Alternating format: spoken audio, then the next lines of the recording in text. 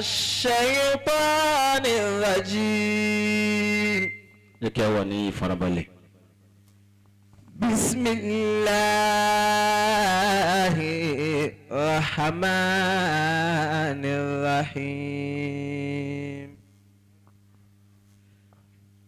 إني عبد الله آتاني الكتاب وجعلني نبيا وجعلني مباركا أينما كنت وأوصاني بالصلاة والزكاة ما دمت حيا وبرا بوالدتي ولم يجعلني جبارا شقيا والسلام علي يوم ولدت ويوم أموت ويوم أبعث حيا. صدق الله العظيم. بسم الله الرحمن الرحيم. جاه العزيز منار العلم والأدب عدا يفارق بين النور والسلم.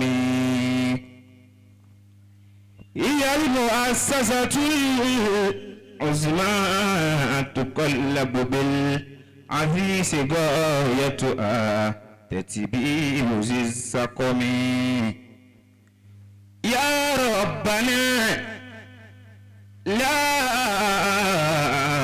تضيع أجر من أصنت أعماله أنت رب واسع الكرم. بارك جماعتنا راسا ومشتركا في آمن الناس والأشياخ كلهم. أعوذ بالله من الشيطان الرجيم. بسم الله الرحمن الرحيم. أعوذ بالله من الشيطان الرجيم. بسم الله الرحمن الرحيم. الحمد لله رب العالمين الرحمن الرحيم مالك يوم الدين، ثم الصلاة والسلام على من جاء بالهدى صلى الله عليه وسلم. محمد صلى الله عليه وسلم الله عليه وسلم. وعلى آله وأصحابه وأتباعه وسلم. آمين. أجاني الحمد لله رب العالمين. الحمد لله رب العالمين. الحمد لله رب العالمين. الحمد لله رب العالمين. أجاوي كوكب متى الحمد لله رب العالمين. الحمد لله رب العالمين. àkọ́kọ́ pé wa láyé yìí òun ni pé Ọlọ́run ní ká máa bẹ láyé. Alhamdulillah. ẹni tó ti kú tiẹ̀ ti tán àmẹ́ntí sì ń bẹ láyé opportunity sì wà fún. lakal hamdu hamda mudafatan ala. afa Muqaddas gbogbo nǹkan ní máa ń ní replacement láyé. àṣìbẹ̀ bá rí àti ṣe fáàrí ẹni ó ṣe pẹ̀lẹ́pẹ̀lẹ́ replacement wà fún. lakal hamdu hamda mudafatan ala. àbákíní kan bẹ tí ò sí replacement fún. ẹni tó fẹ́ ra mọ́tò ó ní 2020 mo gbọ́dọ̀ ra mọ́tò. December ti ń parí lọ tí ò bá tí ì ra kó fọkàn balẹ̀ 2021 ń bọ̀. lakal hamdu hamda mudafatan ala. ó dá ẹni tó jẹ ẹran kóun gbéyàwó sílé 2020 tí ò bá wá rí ṣe 2021 ń bọ̀. latọ́ ìfàmà ahaladina wa ma marra. àmọ́ kí ni kan náà tí ò ní replacement òun náà ni Allah. Allahu akbar. àṣìbọ́lọ̀ ń bá bọ́ mọ́ yẹn lọ́wọ́ kò sí nǹkan kan tó lè fi jà ọ̀rọ̀ rẹ̀ ń gbogbo ayé. Allahu akbar. Ọlọ́run tó wá ní ká jẹ́ mùsùlùmí láàyè yìí lọ́jọ́ òní torí mùsùlùmí ní bẹ́yà yín alhamdulillah mímọ̀ ṣe wa kọ́ mùsùlùmí lẹni tó bí mi kò túmọ̀ pé kéèyàn jẹ́ mùsùlùmí ayakumullah anabi ọlọ́run náà bímọ arínú àwọn anabi ọlọ́run tó mọ wọn sórí ibú kódà arínú àwọn anabi ọlọ́run tíyàwó wọn ṣàgbákò àṣẹni tí ń ṣe ìsìláàmù lọ́wọ́ kèétí ìtọ́pẹ́ ó dìgbà tó bá kú tó kú sórí ìsìláàmù. lakana hamudu hamuda la yuhadul hasirin. bẹ́ẹ̀ni kẹ́ bá jáde gbóhùn lè sọ bí títóbi ọlọ́run bá ṣe tó ẹni ó dákẹ́ kò lè wí kankan. ayo ofsili aso wa nebuta wa ramla wal qatira. ọlọ́run wọ́n bá a ná ọlọ́run wò ní ọlọ́run wọ̀la bàtà fẹ́ kó lé tàlàfílẹ̀ lé adé àyíta ní bẹ pẹ̀lú wa tàbá tún kó yé àyíta ládìlé lọ bá. tabaraka sul ula wal kibriya tafarrada bil jalali wa bil baqa. ẹ̀yin a máa dájọ́ ìnáwó síwájú tí ó wà ara ń jẹ àfáà yóò ra gbogbo ẹ̀ ọlọ́run ni wọ́n fi ṣe parí ọ̀fọ̀ rẹ ni. tabaraka sulhula wal kibriyahu tafarrada bil jalali wa bil baqa'i. ẹni ọpẹ́ tọ́ sí òun náà lọ́lọ́run tó ṣe wá ní mùsùlùmí. alhamdulillah. bọ́lọ́run ò bá ṣe wá mùsùlùmí kí la fẹ́ ṣe. ọlọ́run kápá kí gbogbo ayé jẹ́ mùsùlùmí àmọ́ tó bá ṣe gbogbo wa mùsùlùmí ta ni ó wọ̀ náà. amiditu Allahi rabbi isi adani ila al-islami wad-dini anifa. àṣetò tí bẹ́ẹ̀ ṣe kèfèrí ìyẹn náà tọ́pẹ́ lọ́dọ̀ ọlọ́run. amiditu Allah bẹ́ẹ̀ bá wá jí ẹ̀ wá jí. isi adani oúnjẹ àárọ̀ tí ń ṣiṣẹ́ lára àfáàmù kọ́dà. ila al-islami wad-dini anifa. àti bẹ́ẹ̀ bá wá jí tó jí ní mùsùlùmí baba aláṣẹlá ó tó lọ́pẹ́ lọ́dọ̀ ọlọ́run. hamiditu Allah rabbi si adani ila al-islami wad-dini anifa. àfáàmù kọ́dà ayakumullah látàárọ̀ musa ń sọ pé ọlọ́run lẹ́yìn ọlọ́run ọba náà ni. Abu Dharr al-Ghifari to ẹlẹ́bọ ni radiyallahu anhu ó sin ẹbọ fá títí ayé mọ̀ pé ẹlẹ́bọ ni. Abu Dharr al-Ghifari tí àwọn ń ṣàlàyé yìí ó ní yàrá tó kó àwọn òòṣà rẹ̀ sí yóò wá forí balẹ̀ fún wọn láàárọ̀ Allahu akbar yóò gbàdúrà pípé ẹ sọ̀hún òòṣà ó wà sọ sóòṣà ní sọ àbọ̀lọ̀ òòṣà tí ò lè sọ̀rọ̀ tí ò lè jẹun tí ò lè mu sọ́lọ́hún náà nù. hamiditu Allah. Abu Dharr al-Ghifari wá fẹ́ ṣèrìn àjò àfọ̀mù kọ́dà ó fẹ́ ṣèrìn àjò ó wá ń páyà pé ṣé wọn àfi ọlọ́run ọba lè nínú ilé ni. Allahu akbar onítọ̀ òun nígbàgbọ́ ó wá tilẹ̀kùn ó travel olùbí ọ̀sẹ̀ kan ọ̀sẹ̀ méjì ó wá darí padà sílé.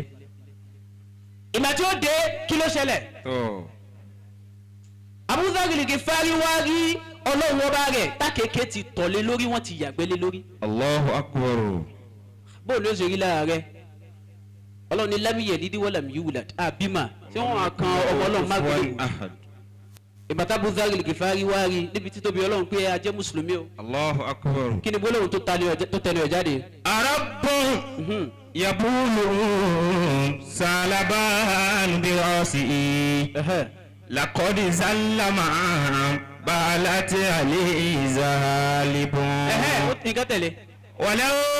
ولو كان ربا كان يمنع نفسه فلا خير في رب أتيه لمطالب بريت من الأسلام في الهرد كلها وآمنت بالله الذي هو غالب.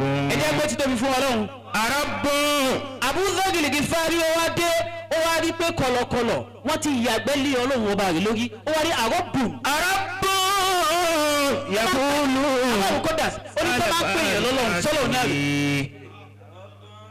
رب يبول سالبان براسه ọlọ́run tó yẹ pé kọ̀lọ̀kọ̀lọ̀ ń tọ̀lé lórí kò lè bí àbùkátà ara rẹ̀ kò lè take care لقد responsibility ara rẹ̀. سلم بالت عليه زالب àti sí ọ ẹni tí ń ṣẹbọ sí ọ ẹni tó gbọ́ ìkẹsílẹ̀ tó wá ń jọ́sìn fún ìka tí ò lè ṣe ọ́ láǹfààní tí ò lè ṣe wú fún ọ.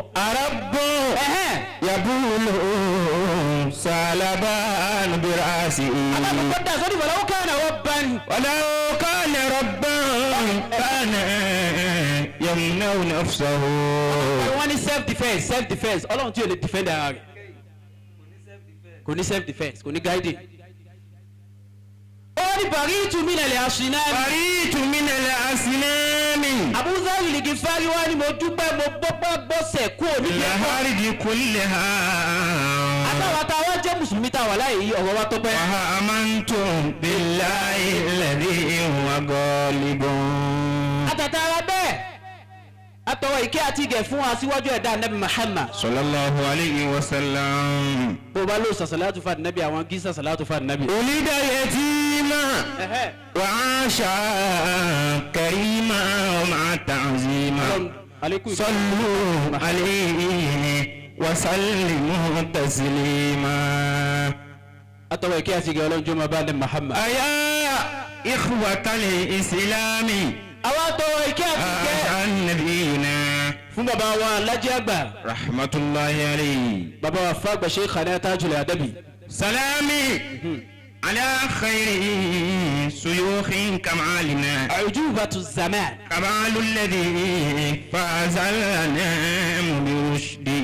wọ́n ní kílẹ̀ fi quantify alájẹ́ àgbà wọ́n ní the answer of our time Maulana Fadilatu Sheikh Dr. Muhammad. ولولا كمال الدين دمنا بجهلنا ọlọ́run fi alájẹ́ àgbà sọ̀sọ́ fún gbogbo ayé. طلابا شيوخا نال رشد بعلمه.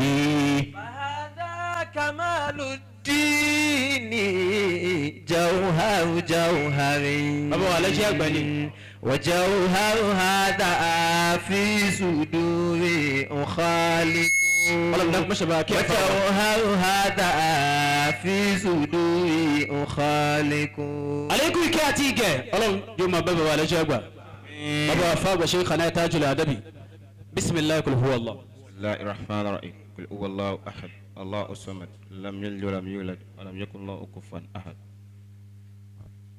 mo wá ṣàdúrà fún bàbá mi tán bẹ́ẹ̀ kalẹ̀. تو bàbá tó ṣe wípé nínú àlùbáríkà wọn náà lélẹ́yìí gbígbàdúrà yín náà ló gbà àwa ń sùn lóru ẹ̀yin ò sùn àwa ń ṣe fàájì káàkiri ayé ẹ̀yin gbá tẹ̀sùbà mú ọlọ́run tó wá ní orí báyìí fún yín ti dáadáa ọlọ́run dákun má jẹ́ ó bàjẹ́ fún yín o. آمين. bẹ́yìn ò bá kí Al-Qur'ani bó ló ṣe fẹ́ gbégbà bàbá tọ́lọ̀ ní àwọn náà kọ́ mi ní Al-Qur'an الله àwọn náà ń bẹ́ ń kalẹ̀ yìí أدام الله حياته. ọlọ́run wá tàtàrà àwọn náà ó ní ká dọ́dọ̀ alájẹ́ àgbà رحمة الله عليه. abẹ́lẹ́ òun ọlọ́run dákun má jẹ́ ó bàjẹ́ fún yín o آمين. ọlọ́run dákun má jẹ́ ó bàjẹ́ fún yín آمين. albarka na Muhammad sallallahu alaihi وجمع الخير wasallam. والبركات تدري لأهل العلم ثم الأتقياء. ìmọ̀ bí ń ṣe kí wa أهيئ رجال العلم كانوا صوننا bàbá wa ìmáàmù Idrisu Kéwúlérè وكانوا لنا عند الملك سفيعا. bàbá Abdul Hakim Yahya Ọlọ́bàgùn ومن جاد في الدنيا كمثلك كولي على الدين والدنيا فوالله باباني على الدين والدنيا فوالله باباني. mo tàtàrà àwọn bàbá mi tán bẹ́ ń kalẹ̀ mo kí Abu Aisha ọlọ́run dákun jẹ́ yín pẹ́sà آمين. mo tàtàrà tí mo kí àfáàmì àgbà níkàlẹ̀ أدام الله حياته. tí wọ́n fún wa ní pre-lecture àkọ́kọ́ Maulana Fadilatu Sheikh Abdul Ghaffari Al-Aghrawi Al-Adabi. أدام الله حياته. رجال العلم كانوا أصولنا ìmọ̀ bí ṣe kí wọn ni. وكانوا لنا عند المليك سفيعا. àmọ́ làwọn ọba ló ń lẹ̀sán lọ́dọ̀ Ọlọ́run dákun mọ́ṣẹ́ bá a san yín lẹ́san. هم قوم لا قوم إلا أمور ولو متبين سبيلا. Rawdatul Abrar. اللهم آمين. Ọlọ́run dákun mọ́jọ́ ó bàjẹ́ o. آمين. bàbá wa Khadimul Islam خدم الله حياته. láti ìlú Ṣakí. أهين رجال العلم كانوا أصولنا. bàbá Muqaddas ọba ni mo jẹ́ sí bàbá Khadimul Islam. أهين رجال العلم كانوا أصولنا. wàláhì wọn ráyè.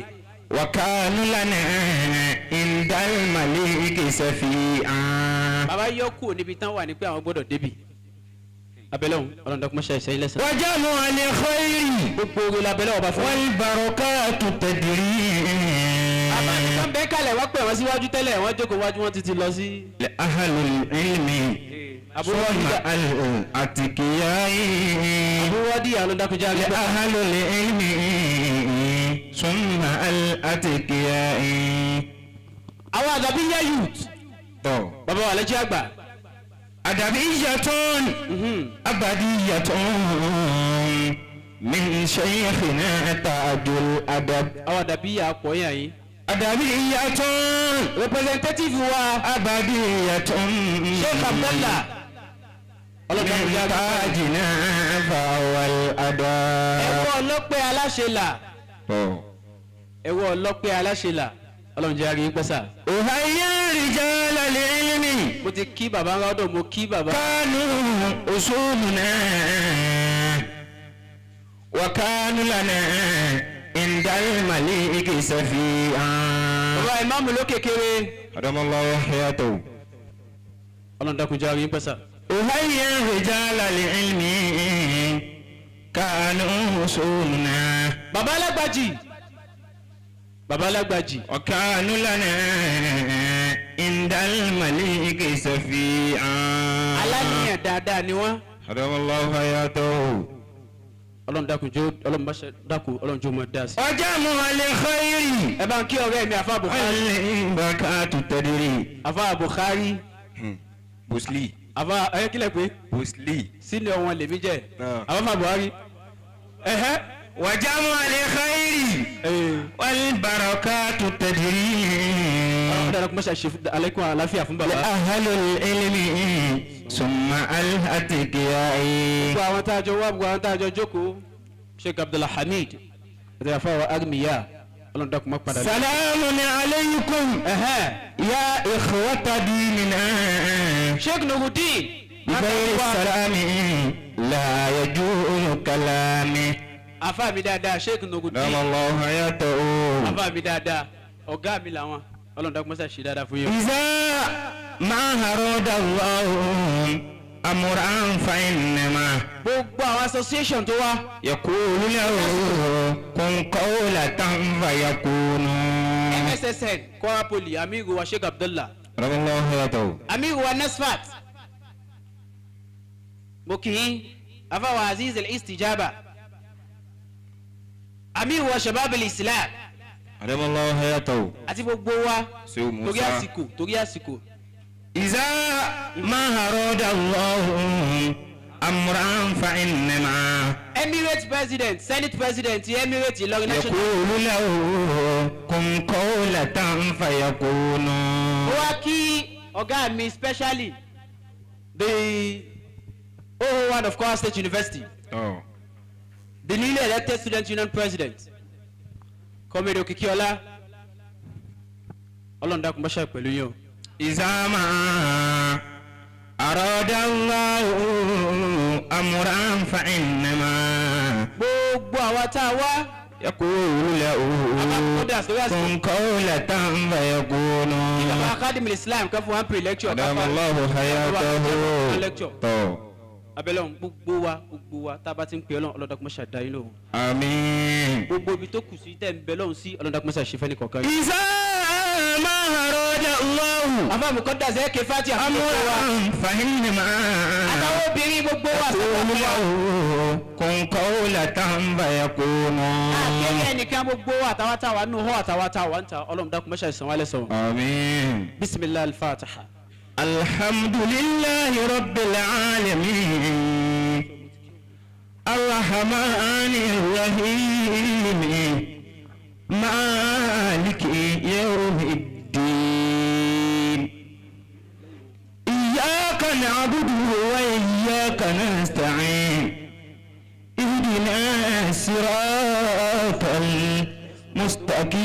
المستقيم صراط الذين أنعمت عليهم غير المغضوب عليهم ولا الضالين. آمين. Ẹ dá sọ pé àmín.